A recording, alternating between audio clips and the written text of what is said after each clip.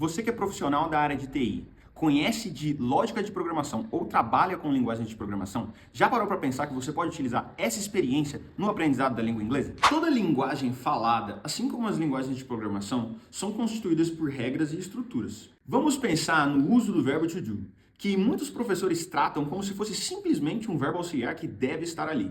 O verbo to do significa fazer no sentido de execução de uma outra ação. Assim como ele funciona na estrutura do while, presente em quase todas as linguagens de programação. Pense comigo.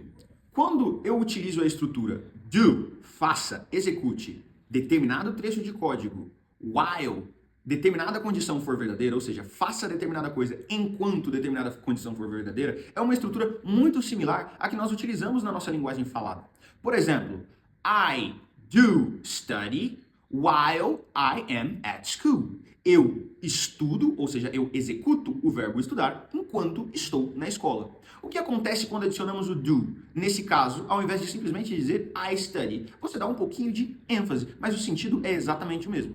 Quando utilizamos o verbo to do na forma interrogativa, nós estamos basicamente perguntando se você ou se a pessoa com quem você está falando executa determinada ação. Por exemplo, do you study?